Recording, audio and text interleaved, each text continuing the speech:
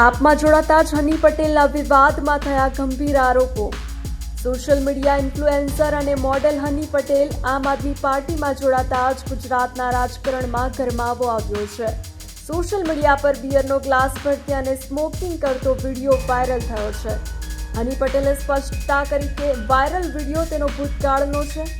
બિયરનો glass તે માત્ર ભરે છે, પીતી નથી। સ્મોકિંગનો વિડીયો નિકોટિન ફ્રી ઇલેક્ટ્રિક વેપનો છે અને તે દુબઈનો છે। આ વિડીયો વાયરલ કરી તેને બદનામ કરવાના આક્ષેપ કરવામાં આવ્યા છે। મારા ભૂતકાળ અત્યારે તમે બધા ખોલો છો।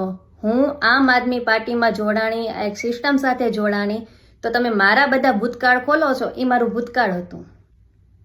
પબ્લિક જાણે છે, સોશિયલ મીડિયામાં બધા જાણે છે હું એક ઇન્ફ્લુએન્સર છું, હું એક મોડલ છું। મારી લાઈફસ્ટાઈલ એ ટાઈમ ઉપર અલગ હતી, એ મારું ભૂતકાળ છે। મારા ભૂતકાળને અત્યારે મારા વર્તમાન સાથે અને ભવિષ્ય સાથે ન સરખાવી શકો તમે કોઈ।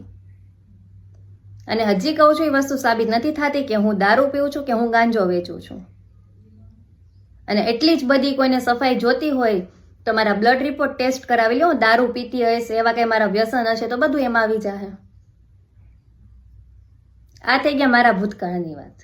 હવે આપણે જેણે આ બધા વિડીયો વાયરલ કર્યા છે, જેણે આ બધા કરાવ્યા છે સોશિયલ મીડિયામાં, ન્યૂઝ મીડિયામાં, આપણે એ લોકોના ભૂતકાળ વિશે હવે જાણીએ।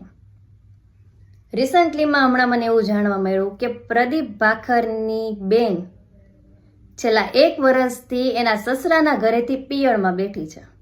શેની માટે? પ્રદીપ ભાખરે છૂટાછેડા માટે 2 કરોડની ખંડણી માંગણી કરેલી છે સામેવાળા પક્ષવાળા પાસે કે 2 કરોડ આપો એટલે અમારી બેન તમને છૂટાછેડા આપી દે। એ માણસ પોતે એની બેનને પૈસા માટે ઘરમાં બેસાડીને રાખે છે। ઉઘરાણી વાળા એની પાસે જાય છે, ભાઈ એને પૈસા દેતા નથી। એ ભૂતકાળ તો હજી એનો ચાલુ જ છે।